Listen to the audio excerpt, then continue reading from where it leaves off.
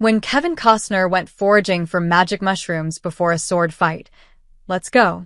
If, like me, Kevin Costner's impressive and supremely dense film career can be reduced to a schlocky Hollywood interpretation of an ancient and beloved tale of English morality, then the story I'm about to tell you may burst your bubble just a little bit.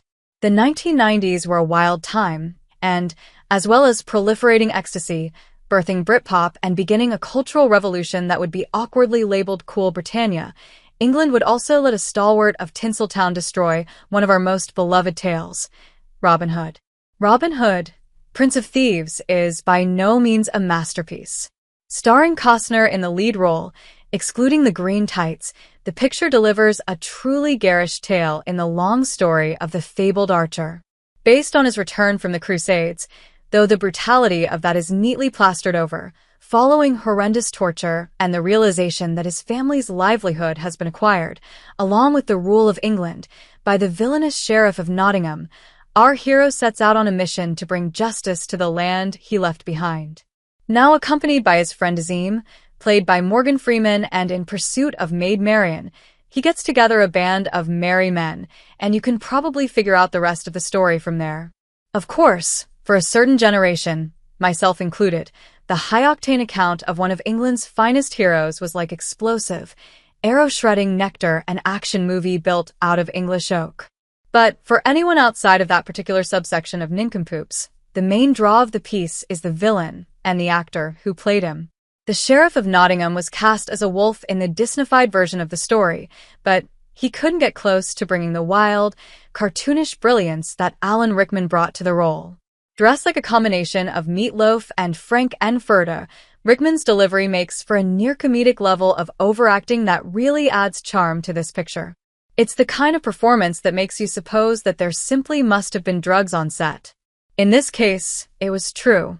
During a recent conversation with GQ, Costner revealed how he and his stunt double went foraging for magic mushrooms in the forest during one day's filming.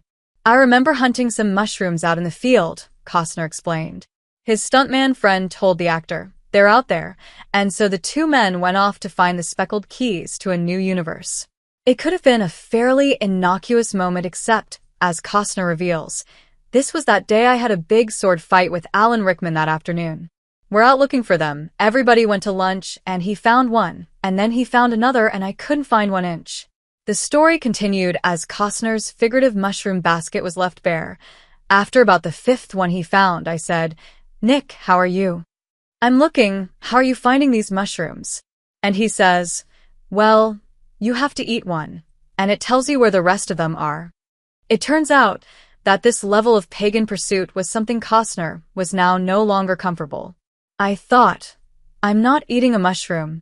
We're having a sword fight, Nick," Costner exclaimed as the realization that a stunt coordinator in charge of a steel blade was now heavily intoxicated dawned on him.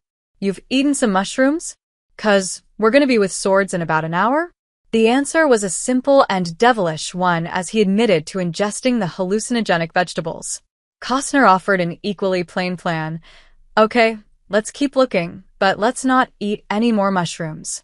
Now, we would like to suggest that the narcotics had been a part of the set for filming, but there's a good chance that some were in play during the writing process, the executive's office that greenlit the movie, and with the producers who allowed England's most beloved vigilante to have a North American accent.